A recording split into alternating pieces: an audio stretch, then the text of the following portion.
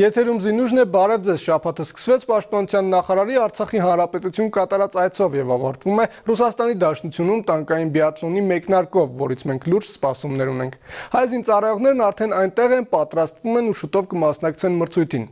Եվ ամառային զորակոչը շարունակվում է, երիտասարդների մի մասը մեկնում է, մյուսները տուն են վերադառնում։ Զինուժի այս թողարկման թեմաների մասին նախ համառոտ եւ մեկ տեսաշարով։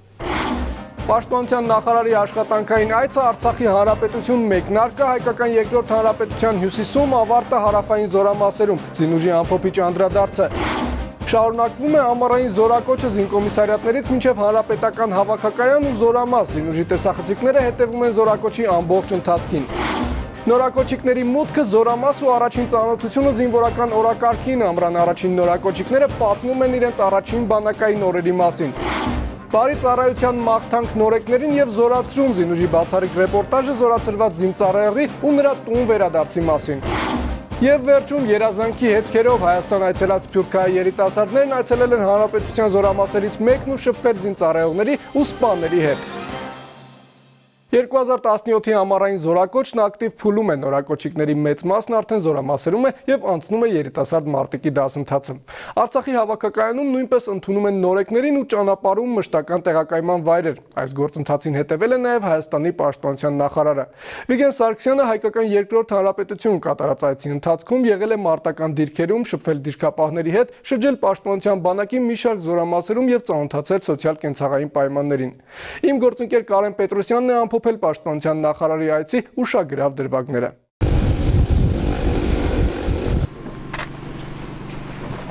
Այցը մեկնարկում է Արցախի հյուսիսից։ Հայաստանի պաշտպանական գերատեսչության ղեկավարը Արցախի պաշտպանության նախարարի եւ բարձրաստիճան զինվորականների ուղեկցությամբ Արցախա-ադրբեջանական սահմանագծի հյուսիսարևելյան հատվածում տեղակայված մարտական հենակետերում ծանոթանում է սահմանային իրավիճակին, մարտական հերթապահություն իրականացնող զինծառայողների սոցիալ-կենցաղային պայմաններին եւ զրուցում դիրքապահների հետ։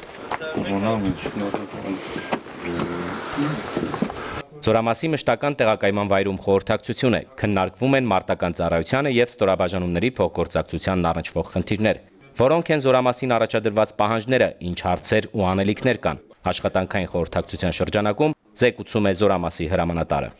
Առաջնագծից զորամաս ու Ստեփանակերտի հոսպիտալ, հաջորդ կանգառը հենց այստեղ է։ Շրջելով հոսպիտալի բաժանմունքներով պաշտպանական գերատեսչության ղեկավարը հետաքրքրվում է բուժվող զինծառայողների առողջական վիճակով ու զրուցում նրանց հետ։ Մաղթանքը մեկն է՝ շուտապույտ ապաքինում։ Շուտ առողջանաս։ Լավ ես կոնքես։ Ցավեր բան չունես։ Դե ապաքինվի, շուտ ոտք կա։ Հաջան։ Թափ կասի, լավ է։ Լավ է, լավ է։ Որ ոտի կաննես կհանդիպենք հետանալ։ Հաջորդ օրն ու հաջորդ հանդիպումը պաշտպանության բանակի շտաբում է։ Հրամկազմի, բաժինների եւ ծառայությունների պետերի մասնակցությամբ կայացած խորհրդակցության ընթացքում Պաշտպանության բանակի հրամանատարը համապարփակ զեկույցով ներկայացնում է ընթացիկ տարվա ձեռքբերումները, իրականացված եւ ընթացքի մեջ գտնվող հիմնական աշխատանքները։ Ի թիվս մի շարք հարցերի անդրադարձ է կատարվում նաեւ մարտական հենակետերի լրակահավորման, ինժեներական եւ ամրաշինական կառույցների ամրապնդման խնդիրներին։ Մարտավարական իրադրությունը փոփոխ է։ Պաշտպանական շրջանի հրամանատար գնդապետ Թևոսյան։ Այս օրերին բանակը համալրման ակտիվ փուլում է։ Նախարար Սարգսյանի հաջորդ կանգառը պաշտպանության բանակի զորամասերից մեկում է։ Նա հանդիպում է նորակոչիկների հետ։ Ողջույն ձեզ։ Ողջույն, պարոն նախարար։ Ես ուզում եմ ձեզ ասել, որ դուք եկել եք կատարելու երևի թե ձեր կյանքի ամենակարևոր պարտականությունը։ Դա հայրենիքը պաշտպանելու պարտականությունն է։ Դուք գիտեք, որ մեր ողջ ժողովուրդը, ոչ միայն ձեր ընտանիքները, այլ բոլորը ուշի ուշով հետևում են ձեր ամեն քայլին, ուշի ուշով հետևում են ձեր ամեն հաջողությանը եւ մտահոգվում ձեր ամեն խնդրի համար։ Ես ձեզ բոլորիդ ուզում եմ երաշխավորել, որ ձեր ծառայության ընթացքում պաշտպանության նախարարությունը, պաշտպանության բանակի հրամանատարությունը անելու են ամեն ինչ, որ ձեր ծառայությունը անցնի առավելագույնս արդյունավետ եւ ձեր համար եւ զինված ուժերի համար։ Բանակային կյանքի առաջին օրերի տպավորություններով կիսվում են նորակոչիկները, նրանց լսում ու դասակ առ դասակ շրջում է նախարարը։ Ինչ պայմաններ են զինվորական ճաշարանում, ինչպիսի սնունդ է հատկացվում անձնակազմին, Վիգեն Սարգսյանն ընտրում է նորակոչիկների հետ եւ հարցերի պատասխանը լսում հենց նրանցից։ Միս ամուրը նոմա, ցերեկը, դասացկատ, գրեշկա, նորմալ է, շատ լավ, մեր բարգետ դասացի շատ լավ է, հացերի թմա, շատ լավ, Հուլիսի 16-ի երեկոն Զորամասում մշակութային է, զինանձնակազմը բարձրաստիճան ղեկավարության հետ դիտում է «Կյանք ու կռիվ 2» ֆիլմը։ Հաջորդ օրն առավոտյան Արցախի Հանրապետության նախագահ Բակո Սահակյանն է ընդունում Վիգեն Սարգսյանին։ Նախարարը ներկայացնում է Արցախյան այցի մանրամասները, քննարկվում են բանակաշինությանը եւ այդ ոլորտում հայկական երկու հանրապետությունների համագործակցությանը վերաբերող մի շարք հարցեր։ Շուտով կմեկնարկի դիտակետ անվանումով նոր նախագիծը, որով նախատեսվում է անանուն հարցումներ իրականացնել զորացրված զինծառայողների շրջանում, սակայն մինչ այդ նախարարն անձամբ է այցելում զորացրված զինծառայողին ու հետաքրքրվում ծառայության հետ կապված ամենատարբեր խնդիրներով։ Մի ծրագիր ունենք, որ ամեն զորացրված զինվորի տուն գնալու են մասնագետներ մեծ հարցաթերթիկով, սկսած կենցաղային պայմաններից մինչև ծառայության պայմաններ եւ այլն անանուն զորամասի համարը նշած, բայց անանուն տեղեկություն հավաքեն, որ մենք կարողանանք գնահատենք, որ զորամասում ինչ խնդիրներ ունենք, որ հարցերն ալուծված, որի վրա պետք է ուշադրություն դարձնենք։ Դրա համար շատ շնորհակալություն մեծ հյուրընկալելու համար ու կուզեմ մի քիչ անկեղծ պատմես տպավորությունների մասին։ Ժամկետային ծառայությունն ավարտած Վարդան Ավակիմյանը գոհ է իր ծառայությունից։ Անկեղծորեն արտահայտվում է, իհարկե դժվարություններ լինում են, սակայն դրանք հեշտությամբ հաղթահարվում են այն գիտակցությամբ, որ հայրենիքին ծառայելը յուրաքանչյուրի սուրբ պարտքն է։ Իրար մեջ հարաբերությունները բան զինվորների ոնց է գնահատում նորմալ է, այսինքն կարողանում են արագ ընկերանալ, իրար թիկունք լնել։ Ինչ խորհուրդ ունես հիմա զորակոչվող զինվորներ կան նոր ամել քաղաքոսքը լսեն, ինչ խորհուրդ պետք է ոնց պետք է անեն, որպեսզի հեշտ ավելի լինի։ Ուղղակի իրանք պիտի ավելի հարմարողական համակերպող պիտի լինեն իրանց բանակային կյանքում, պիտի ինչքան հնարավոր աշուտ համակերպեն, որ իրանք արդեն բանակում են, ծառայում են։ Վարդանը պարտքը կատարած ու պատվով տուն է վերադարձել, նրա զինակից ընկերներն էլ շարունակում են իրենց ծառայությունը։ Զորացրված զինվորին հաջողություններ մաղթելով հետագա գործունեության մեջ նախարարն ուղևորվում է հարավային սահմանագոտում տեղակայված մարտական հենակետեր, ծանոթանում զորքերի շփման գծում տիրող իրավիճակին, մարտական հերթապահություն իրականացնող զինծառայողների պայմաններին, ինչպես նաև հակառակորդի հնարավոր ոտնձգություններին առավել նպատակային հակազդելու ուղղությամբ տարվող աշխատանքներին։ Ղեկան, շատ կարևոր գործ եք անում, շատ շնորհակալ եմ ձեզ այդ ամեն ինչի համար, մենք չմենակ սաղ ժողովուրդը։ Մեր սաղ ժողովրդի ուշք ու միտքը ստեղա, ձեր հետ է, իմացեք, որ ձեր արած գործի համար ձեզ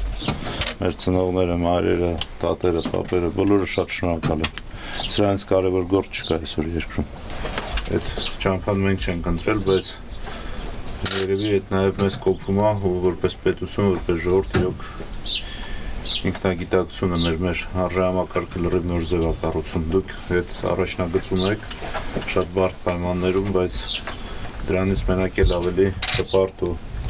էլ ավելի վստահ պիտի լինեք ձեր կատարած աշխատանքի կարևորության մեջ։ Արցախ կատարած երրորդյա այցի ավարտին Վիգեն Սարգսյանը հանդիպում է նաև Հադրութում մեկնարկած համահայկական ուսանողական ճամբարի մասնակիցների հետ։ Մեր ողջ երկրում եւ Արցախում կան բացառիկ տեղեր, որտեղ այցելելը պարտադիր է ինքնաճանաչման համար առաջին հերթին, գիտակցելու համար մեր ինքնությունը, մեր արմատները, որտեղից են գալի եւ ինչի համար է այսօր մեր պայքարը։ Եվ այդ առումով կարծում եմ, որ իրականում խնդիր պետք է դնենք, որ յուրաքանչյուր հայաստանցի երիտասարդ մինչև ցանկալի նույնիսկ համալսարանական տարիքի հասնելը ավագ դպրոցում կարողանա այցելի Արցախ։ Ռազմական բանակումին մասնակից ուսանողները իրենց հարցերն են ուղղում նախարարին՝ պաշտպանական քաղաքականություն, սահմանային իրավիճակ, միջազգային ռազմական համագործակցություն, ներդրվող ծրագրեր եւ այլն։ Հարցեր, որոնց պատասխանները սպառիչ էին ու բովանդակալից։ Կարեն Պետրոսյան, Վոլոդիա Տեր-Աստվածատրյան, Զինուշ։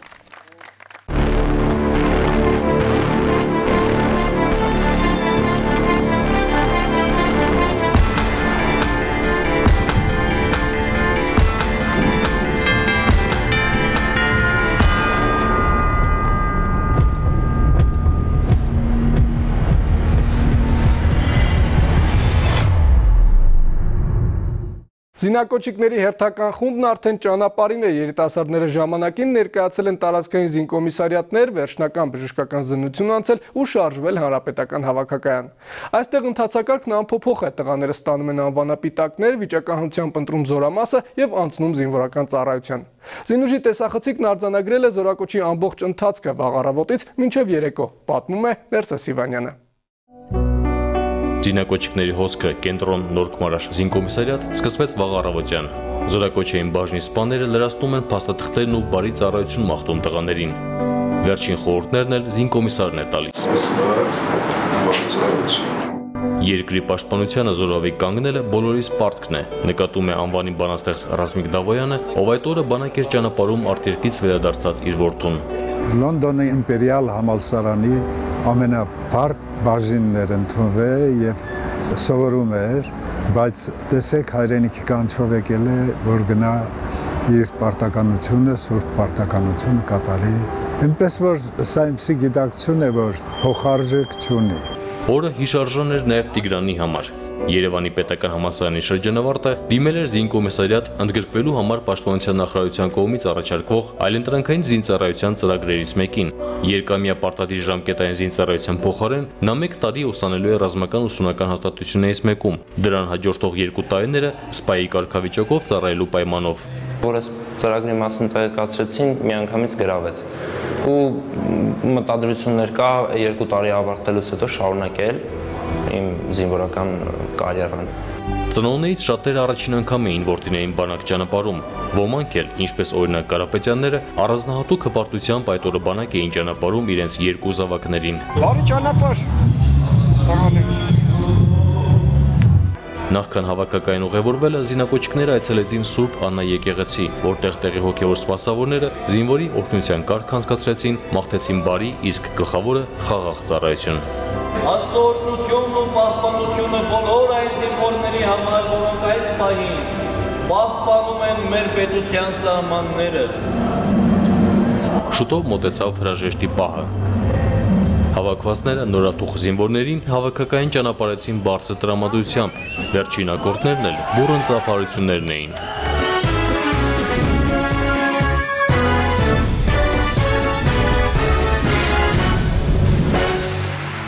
Հավաքակայանը ժամ առ ժամ համալրվում էր կյանքի թերևս առաջին պատասխանատու փուլում իրենց առաջին քայլերը կատարող երիտասարդներով։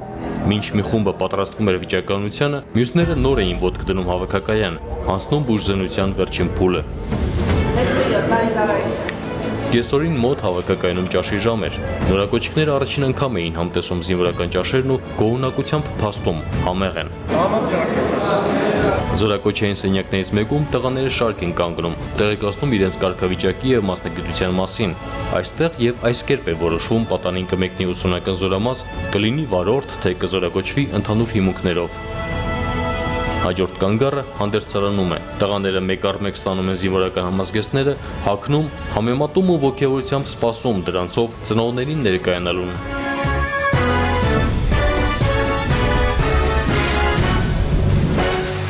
Քիչ ուշ զորակոչիկները մեկ առ մեկ մոտենում են թմբուկին եւ հանելով ծածկագրերից մեկը բարձրաձայն արտասանում այն զորամասի պայմանական համարը, որտեղ անցկացնելու են ժամկետային զինծառայությունը։ Աշխարհի ամենահպարտ հայրը։ Անփորձանք ծառայեն կապտում։ Իրանք իրենց պարտքը կատարեն, զին տեխնիկան լավ սովորեն, բոլոր վարժությունները ինչ թող լավ զինվոր պատրաստվեն ու հայրենիքը պաշտպանեն։ Խաղաղ լինի մեր երկիրը, իրանք էլ ծառայեն, առողջ տղեր կծառայեն, ես իրաց ցավը տանեմ։ Մի քիչ երևանում է իմ երեխային ինձնից, բայց վստահ եմ, որ դուք լավ տիրություն կանեք իմ երեխային։ Մեր երկրում հայրենիքի պաշտպանների հերթափոխ է։ Մեկը մյուսի հետևից զորակոչիկները ընտրում են ծառայավայրերը եւ ուղևորվում զորամասեր, փոխարինելու երկամյա զինծառայությունն ավարտած տղաներին։ Այժմ հայրենիքը պաշտպանելու իրենց հերթն է։ Ներսես Սիվանյան, Սիփան Գյուլումյան, Զինուժ։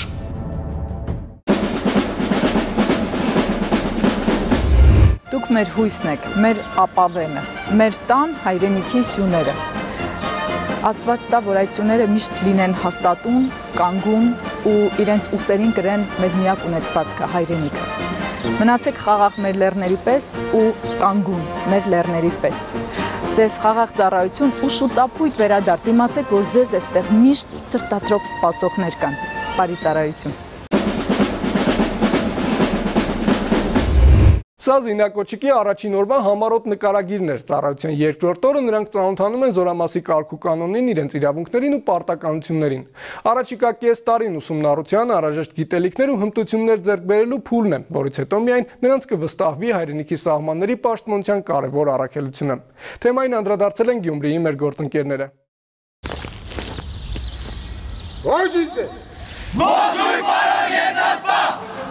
Պարտադիր ժամկետային ծառայության զորակոչված նորակոչիկներին սերժանտներն ու սպաներն են ծանոթացնում բանակային օրենքներին, զորամասի առօրյային ու շարքային զինվորի պարտականություններին եւ իրավունքներին։ Առաջնահերթությունը տրվում է նորակոչիկների ընդունման կարգի վերաբերյալ, որը սահմանված կարգ ունենք, քանի որ դա առաջ տպավորությունն է զինված ուժերի եւ զորամասի հետ կապված, որից հետո անցակացում անհատական զրույցներ, յուրաքանչյուր զինծառայողը անհատական հատկանիշներից ելնելով։ Նորակոչիկները պարապմունքների ընթացքում սովորում եւ կատարելագործում են շարային քայլվածքը, ողջունելու կարգն ու դիմելաձևը, զինվորականին վայել կեցվածքը։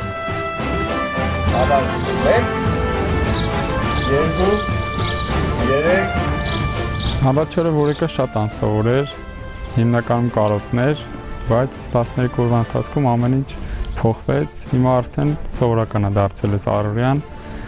դարձել է մեր արդեն։ Առավոտյան ժամը 6:30 մեր մոտ արդեն վերկաց է, դրան էի դժվարանում, բայց արդեն սովորել եմ,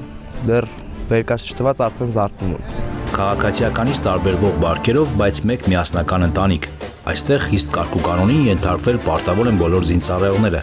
Սկսած անձնական հիգիենայից, որն անթերի պետք է լինի, իսկ անկողնու հարդարվածությունն ու անձնական իրերի դասավորությունը իդեալական։ Հիմա այս մեր պահանջիկն ենք փոխում, ամեն օր փոխում ենք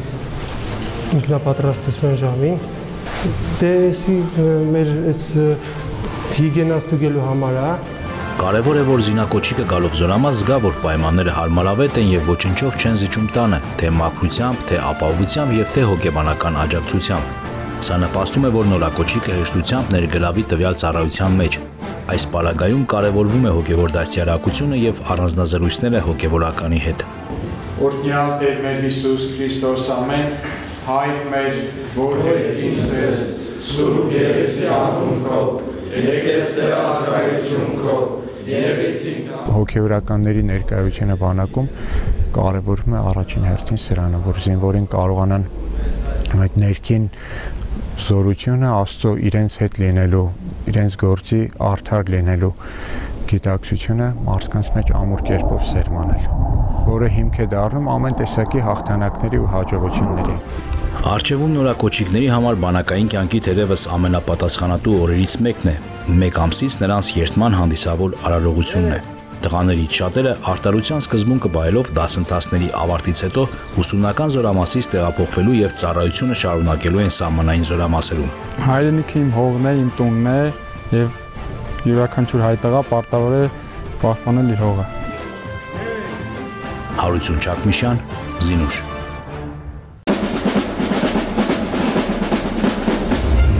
Տղերք ջան, բարով գնաք, բարով վերադառնաք, բարի ծառայություն եմ մաղթում, խաղաղ ծառայեք, վերադառնաք։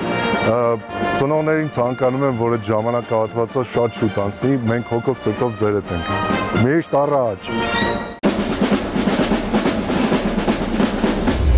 Նորեկներին զինվորական կարգուկանոնին ծանոթացնում են ոչ միայն կրտսեր հրամանատարները, այդ հարցում կարևոր է նաև փորձառու ժամկետայինների դերը։ Նրանցից շատերի առաքելությունն արդեն ավարտվում է, զորակոչին զուգահեռ նաև զորացրում է ընթանում։ Զորացրվողները դիմավորում են նոր հերթափոխին, փոխանցում իրենց փորձն ու ամփոփում ծառայությունը։ Մեր հաջորդ ռեպորտաժը զինվորի, նրա ծառայության վերջին օրվա ու տուն վերադարձի մասին է։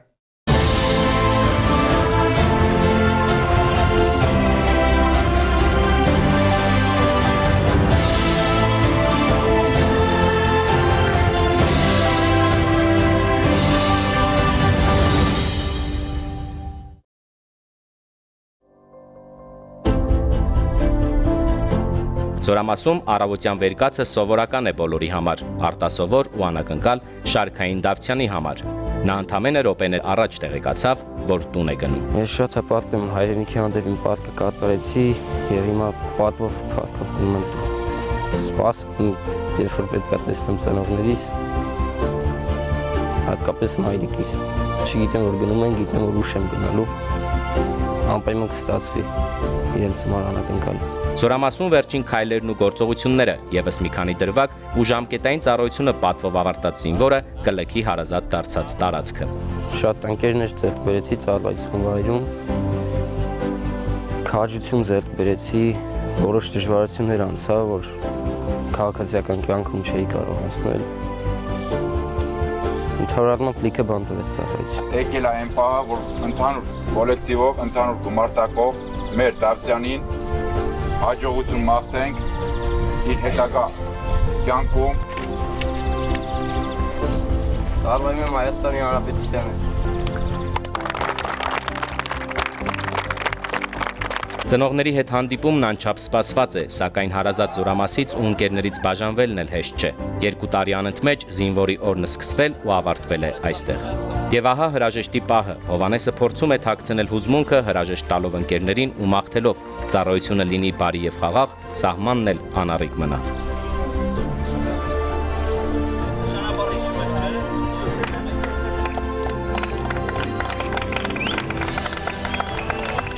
Ճանապարհ դեպի տուն։ Հովանեսը ծառայությունից վերադառնում է հայրենիքի հանդեպ պարտքը կատարած ու հետագա կյանքի համար անհրաժեշտ դասերը յուրացրած։ Դեպի տուն հեռավորությունը երկար է, բայց զինվորի համար միակնթարթ է թվում։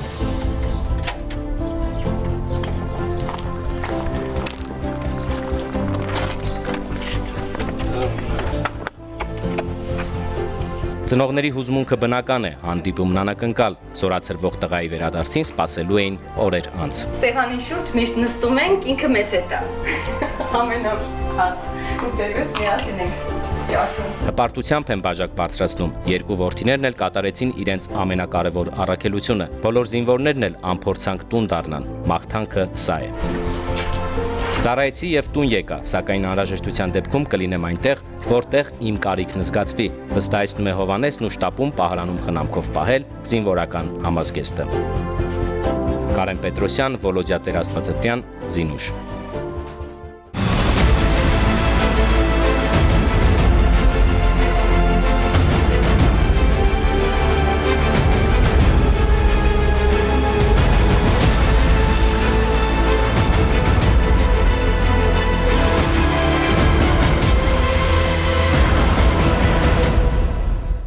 Զինվորական ծառայությունը հրաշալի հնարավորություն է նաև ղեկավարի հմտություններ ձեռք բերելու համար, բանակը թիմային աշխատանքի, փոքր ու մեծ ստորաբաժանումներ ղեկավարելու, խնդիրներ ստանալու եւ դրանց լուծումները գտնելու կարևոր հարթակ է։ Բանակը կրթվելու, զարգանալու եւ կատարելագործվելու փայլուն հնարավորություն է տալիս, դառնալու զինվորական, ով պատիվ կբերի աշխարհի ցանկացած երկրի բանակին։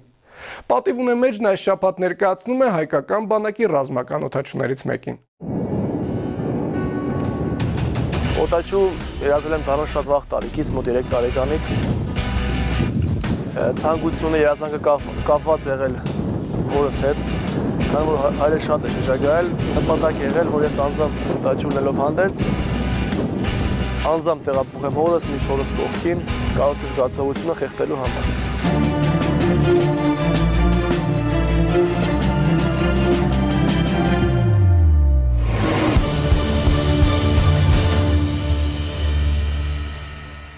Ծառայողական օրը սկսվում է իր անփոխարինելի ընկերոջը Su-25 ինքնաթիռին ուղված ժպիտով։ Կապիտան Մադոյանն իր զրահապատ արծվին նույնիսկ ձեռքով է բարևում։ Վստահ է մարտական տեխնիկայի հանդեպ հարգանքն ամենակարևորն է, չէ որ օդում ինքնաթիռն իր անդավաճան մարտական ընկերն է, որին վստահում է սեփական կյանքը։ Իսկ հաջող կատարված խնդիրը ոչ միայն օդաչուի, այլև ինքնաթիռի ձեռքբերումն է համարում։ Հենց Su-25 օդաչու համար հպարտություն է, քանի որ ամեն թռիչք իրով է օդաչուն ընդունում, կախված թռիչքի դժվարությունից, կախված թռիչքի խնդրից, յուրաքանչյուր թռիչք, յուրաքանչյուր առանձին պատմություն է։ Եվս մեկ լրացուցիչ տեղ զննում օդաչուի ներկայությամբ, ամեն ինչ կարգին ու սարքին է, 1, 2, 3 Հրահանգչի համապատասխան ցուցումները ստանալուց հետո րոպեներ անց օդաչուն թռիչքուղով շարժվում է դեպի մեկնակետ, համապատասխան արագություն է հավաքում ու մի քանի րոպե անց ինքնաթիռն արդեն օդում է։ Ռազմական օդաչուի օրը հագեցած է մարտական պատրաստության ծրագրով նախատեսված մարզումային թռիչքներով, մարզվել ամեն օր ու ամեն ժամ, պատրաստ լինել ցանկացած պայմաններում խնդիրը պատվով կատարելու։ Վայրեջքը բարեհաջող է ավարտվում։ Քիչ անց Արմենը շտապում է մեզ ծանոթացնել իր մարտական ընկերոջ հետ։ Սա Su-25 գրոյին ինքնաթիռն է, որ նախատեսված է ցամաքային զորքի անմիջական օգնության համար։ մարտի դաշտում մինչև 50 կիլոմետր խորության վրա։ Որպես ինքնաթիռ շատ ապահով ինքնաթիռ է, քանի որ օժտված է յուրաքանչյուր համակարգերով, որը ավելի հավանական է դարձնում անվտանգ թռիչք կատարելու համար։ Ինչ խոսք ավիացիան այն ոլորտներից է, որտեղ պահանջվում է լրջագույն մոտեցում մասնագիտությանը, հատկապես երբ խոսքը ռազմական ավիացիայի մասին է, երբ դու երդվել ես պաշտպանել երկրիդ օդային սահմանները։ Ամուր առողջություն, սուր տեսողություն, լսողություն, սրանք օդաչու դառնալու համար պահանջվող կարևոր չափանիշներն են, որոնց կապիտան Մադոյանը հավելում է նաև սերը երկնքի ու ռազմական տեխնիկայի նկատմամբ։ Արմենը նշում է, որ որպես օդաչու կայանալու գործում կարևոր է նաև թե ովքեր են եղել ուսուցիչներդ։ Որպես օդաչու ընդունվել ես, բայց չես թռել, չգիտես ինչ է նրանց ներկայացնում հենց ավիացիան ու շատ հաճելի երևույթ է նրանց ներկայացնում հենց որ դասախոսդ օդաչու էլի, ավելի դասախոսդ թե հոգեպես, թե մտավոր քեզ դասիրակում է որպես օդաչու էլի։ Ուսումնառության անմոռանալի 4 տարիներ եւ այդքան սպասված առաջին ինքնուրույն թռիչքը։ Ինչ զգացողություններ են համակում օդաչուին առաջին անգամ երկնքի կապույտը հատելիս։ Յուրաքանչյուր օդաչու դժվար է մոռանալ իր ամենաառաջին թռիչքը։ Ուրախություն, ցնծություն, հպարտություն, այսինքն դու ամբողջ կյանքից իմ համար ամբողջ կյանքից նպատակ եղել է դա, ես հասել եմ նպատակից 52-ի վրա առաջին անգամ։ Իսկ երբ թռիչքն ավարտված է, զուտ հանգստություն, հաճելի հանգստություն։ Յուրաքանչյուր խնդրի կատարում ինքնին հաճույք է, ինքնաբացահայտվելու նոր հնարավորություն, սակայն ամենատպավորիչ թռիչքը վստահ է, դեռ առջևում է։ Նաիրա Համբարձումյան, Եղիշե Սողոմոնյան, Զինուշ։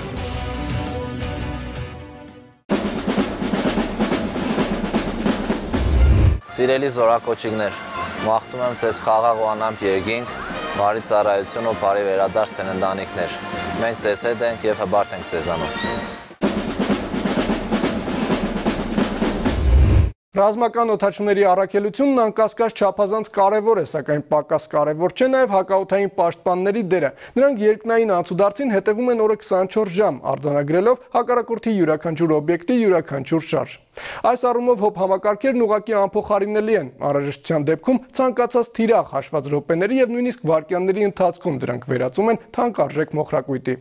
Զինանոցը ներկայացնում է S300 համակարգերի հնարավորություններն ու առավելությունները։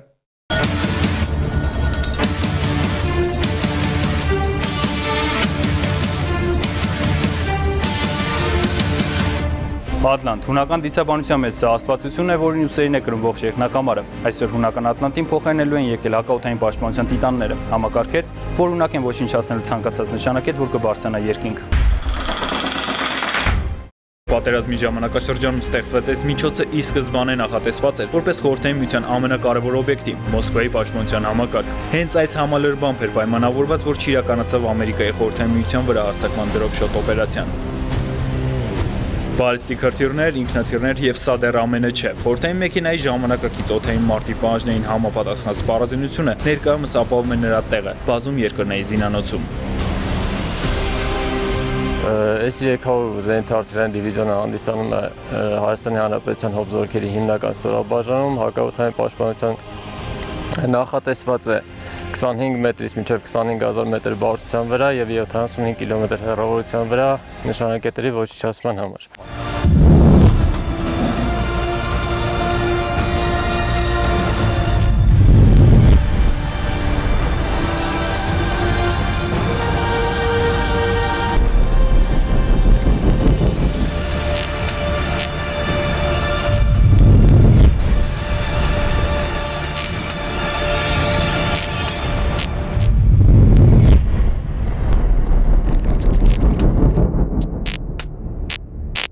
Այս զինատեսակը հայրենական հակաօդային ուժերի շարքերն անցավ արդեն 2000-ականներին եւ մինչ օրս կատարում է Հայաստանի օդային սահմանների պաշտպանության պարտականությունը։ Կենտրոնական ղեկավարման համակարգն է, այլ կերպ ասած Հայաստանում տեղակայված բոլոր հակաօդային պաշտպանության տիտանների սիրտը եւ գլխուղեղը։ Միջ անձնակազմի մի մասը կատարում է օդային տարածքի հետազոտում, S300-ների ղեկավարման խցիկում իրականում են մարտական հերթապահության աշխատանքները։ Այս գործում յուրաքանչյուր մանրուք է հաշվի առնվում, չէ որ ցանկացած բաստող վտանգում է հայրենիքի անվտանգությունը։ Միաժամանակ 6 թիրախներ ուղեկցում եւ խոցում։ Հակաօդային պաշտպանության այս տիտանը այժմ էլ ընդգրկված է մարտական հերթապահության մեջ, պատրաստ անհրաժեշտության դեպքում կիրառելու իր ողջ ռազմական պոտենցիալը։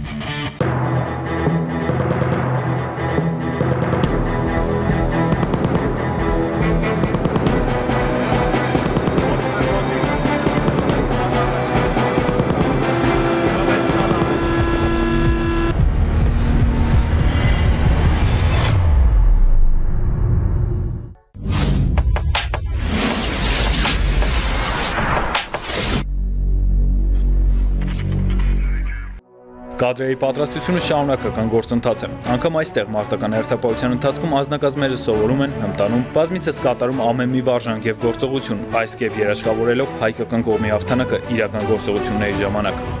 Անձնակազմը հմտանում է իր մարզումների մեջ, գնալով ավելի շուտ են ընկալում, որ ժամանակին պիտի արվի։ Ամեն անգամ տարբեր խնդիրներ է առաջադրվել, նշանակետերը փոխվել են, գնալով ավելի բարդացել խնդիրը, բայց Հայաստանի Հանրապետության զինված ուժերի զորքերը իրանց խնդիրը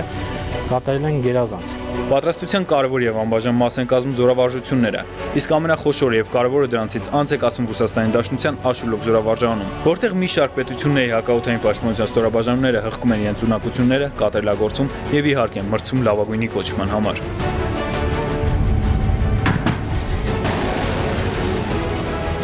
Այդ զորավարժությունները տալիս են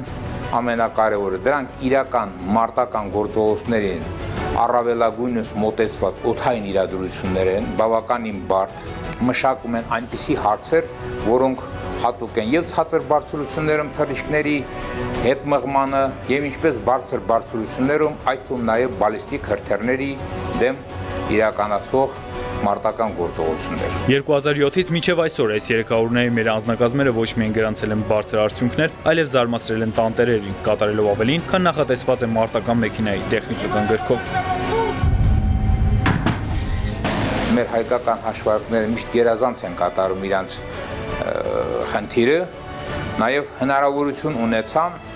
S-300 PS համակարգով առաջանցնել Մոսկվայի հատուկ ռազմական օկրուգի S-300 PM համակարգի հաշվարկներից։ Դրանք տարբեր հնարավորության համալիրներ են, PM-ի հնարավորությունները ավելի բարձր է, բայց Հայաստանի հակաօդային պաշտպանության հաշվարկների գերազանց պատրաստության արդյունքում այդպիսի փորձ մենք ունենք։ Աշոլուկից մինչև հայրենիքի օդային սահմաններ, S-300-ների անձնակազմերը կատարել եւ կատարում են իրենց առաջադրված խնդիրները, զարգացնում հմտությունները եւ կերտում վառոդե չոր բայելու արվեստը։ Հակաօդային պաշտպանության ստորաբաժանումների համատեղ աշխատանքի արդյունքում ամբողջ հանրապետությունը պատված է անտեսանելի գմբեթով գմբեթ, որ S-300-ների շնորհիվ անխախտելի է պահում մեր երկնակամարը։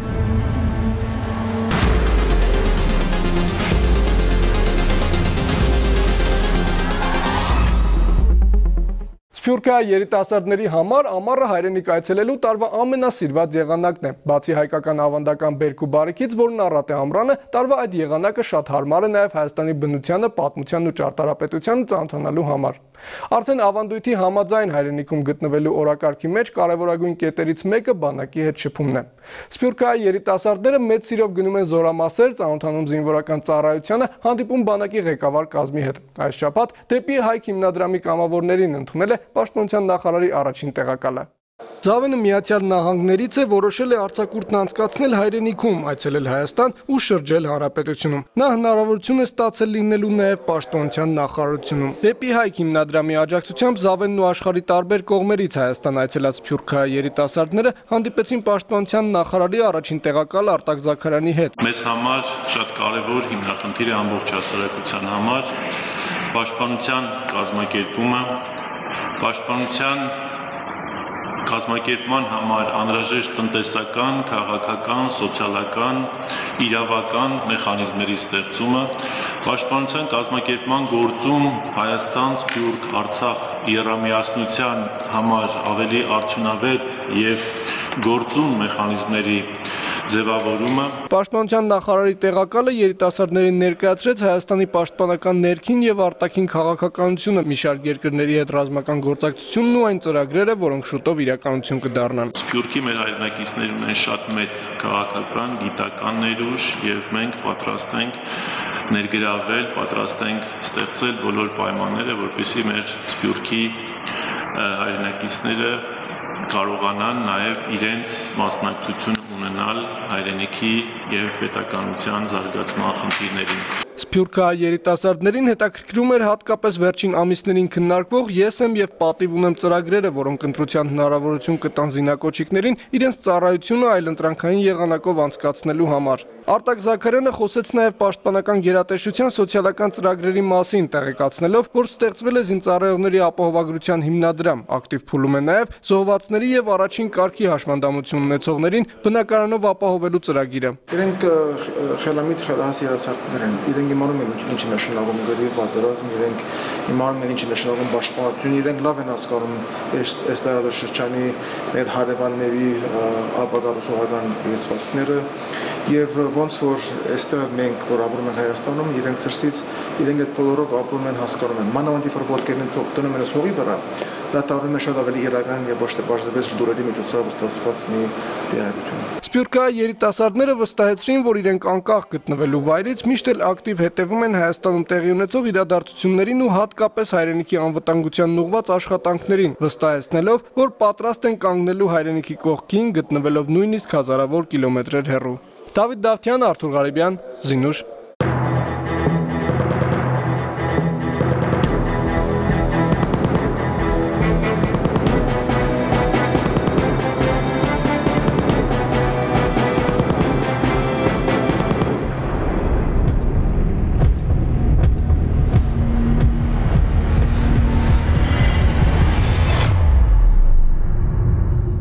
Այս օրերին Հայաստանում են նաև հայ մարմնակրթական ընդհանուր միության 10-րդ համահայկական մարզախաղերին մասնակցելու համար հայրենիք ժամանած աշխարհի 21 երկրների ևս 1000 սփյուռքահայ երիտասարդներ։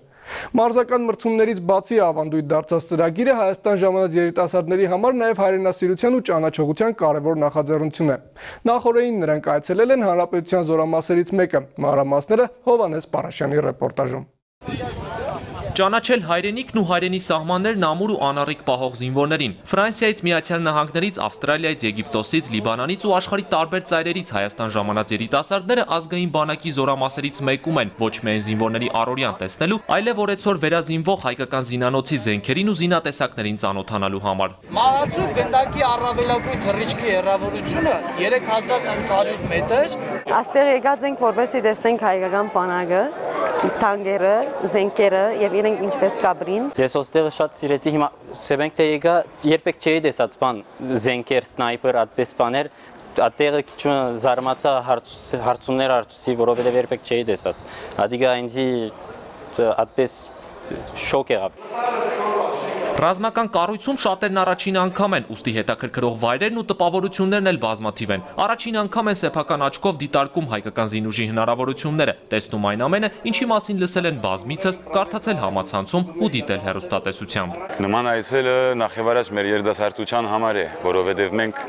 Սփյուռքի մեջ մանավանդ չենք տեսներ այսպիսի բաներ եւ գտեսնենք մամուլներեն, գտեսնենք հաղորդակցություններն, բայց ուղղակի տեսնել անձերուն ադե շատ կարևոր է մեզի համար։ Ուզում ենք ասանք տեղեր քալ, որ հբարտությունը սկանք եւ քիտնանք ինչ դժվարություններ է գանցին մեր հզոր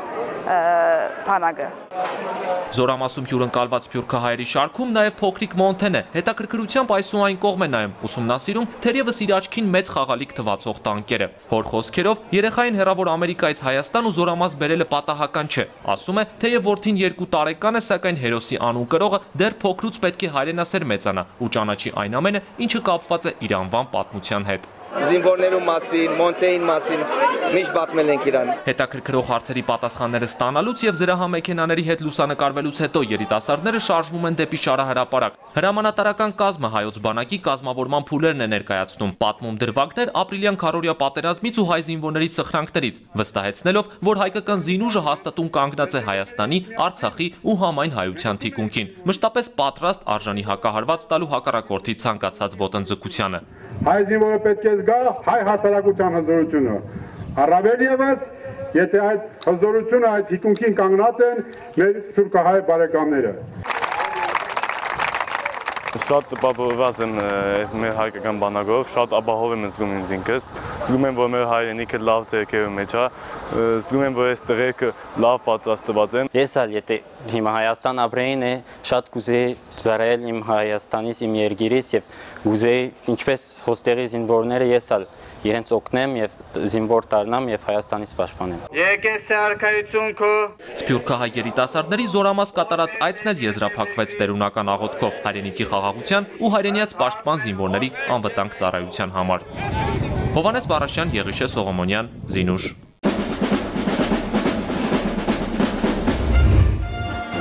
Սիրելի տղաներ, տղաք,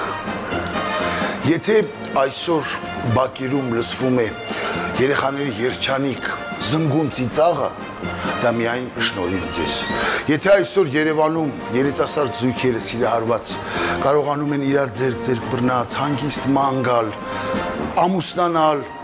սերունդ դաստիարակել, դա միայն շնորհիվ ձեզ։ Եթե այսօր մեր պապերը եւ տատերը կարողանում են վայելել իրենց հանգիստը, վաստակած հանգիստը, դա նորից միայն շնորհիվ ձեզ։ Եթե այսօր Սփյուռքում կարողանում ենք ասել, որ մենք հայ ենք, հայապահպանման գործ տանել, դա նորից միայն շնորհիվ ձեզ, որովհետեւ Սփյուռքը առանց Հայաստանի միտք չունի, իսկ Հայաստանը կա նորից շնորհիվ ձեզ։ Խոնարհվում եմ ձեր առջև, բարի ծառայություն, բարի վերադարձ։ Մերսի։ Եվ այսպես Ռուսաստանի Դաշնությունում մեկնարկել են միջազգային բանակային խաղերը, որին մասնակցում է նաև Հայաստանը։ Անցած տարիների ընթացքում հայ զինծառայողները կարողացել են հաջողության հասնել, բարձր հորիզոնականներ զբաղեցնել։ Հետևաբար այս տարի նույնպես սպասելիքները մեծ են, նպատակը լավագույնս ներկայանալը։ Հիմնական մրցույթը կանցկացվի առաջիկա օրերին, մինչև այդ եւ այսօր անցկացվել է խորհրդակցություն խաղերը պատշաճ անցկացնելու համար։ Իմ գործընկեր Զավեն Մաթևոսյանն ուղեկցում է հայկական թիմին, վերջին եւ ամենաթարմ տեղեկությունները ներկայացվող տեսանյութում։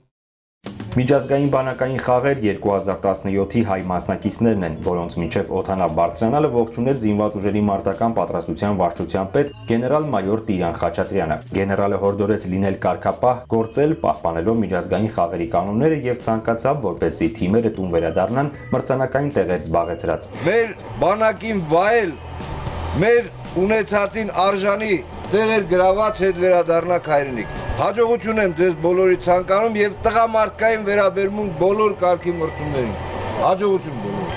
Հայաստանի Հանրապետության տարբեր մարզերից ու զորամասերից ընտրված այս սպաներն ու զինվորները հուլիսի 29-ից օգոստոսի 12-ը կմասնակցեն բանակային խաղեր ամենամյա միջազգային մրցույթին, բաղկացած 28 վարժաձևերից։ Այս տարի աշխարհի տարբեր անկյուններից մրցույթին մասնակցության հայտ է ներկայացրել 30 պետություն եւ ըստ կազմակերպիչների մասնակիցների ընդհանուր թիվը հասել է 3000-ի։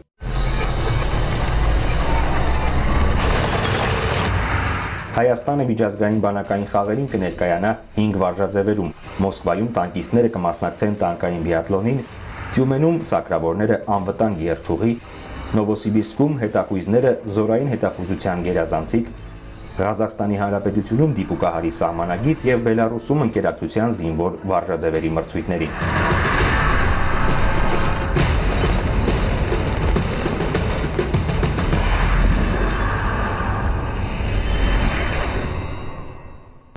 Եվ ահա պատվիրակությունների ղեկավարների հետ առաջին աշխատանքային հանդիպումը, առաջին կոնֆերանսը։ Քննարկվեցին բանակային խաղեր 2017-ին վերաբերող մի շարք առանցքային հարցեր, ընթերցվեց Ռուսաստանի Դաշնության զինված ուժերի մարտական պատրաստության գլխավոր վարչության պետի ուղերձը, հստակեցվեցին զանգվածային լրատվամիջոցների ներկայացուցիչների գործառույթները։ Վերջում մաղթանք մասնակիցներին, ազնիվ խաղերում բարձր արդյունքներ, իսկ հանդիսատեսին վառ ու անմոռանալի տպավորություններ։ Հուլիսի 20-ին մեր պատվիրակությանը տեղափոխող օդանավը վայրէջք կատարեց Մոսկվայում։ Այստեղ կմնան միայն տանկիստները։ Առաջիկա 20 օրերի ընթացքում մինչև տանկային բիաթլոն 2017-ի հանդիսավոր բացման արարողությունը նրանք կմարզվեն, ապա կմրցեն, կպայքարեն լավագույնի տիտղոսին արժանանալու համար։ Հայ տանկիստների կողքին ամբողջ ընթացքում կլինի նաև մեր նկարանող խումբը, այնպես որ հետևեք Զինուժի թողարկումներին։ Տանկային բիաթլոնի մասին առավել ընդգրկուն տեսանյութ կներկայացնենք հաջորդ շաբաթ։ Զավեն Մաթևոսյան, Վոլոդիա Դերաստվածատրյան, Զինուժ, Մոսկվա։ Եթերում Սիրուն զինուժներ, շարունակեք հետևել մեզ նաև առցանց, պաշտոնական կայքի, սոցցանցերի եւ մեր YouTube-յան էջի միջոցով։ Ընդ որում, մասնակցեք նաև զինուժի նոր ու հետաքրքիր նախաձեռնություններին, որոնց մասին տեղեկատվությունը նույնպես կարող եք գտնել մեր ցանցային տիրույթում։ Իսկ մենք զինվորական կարգապահությամբ կհանդիպենք հաջորդ շաբաթ նույն տեղում, նույն ժամին։ Մնացեք խաղաղությամբ եւ մինչեւ նոր հանդիպում։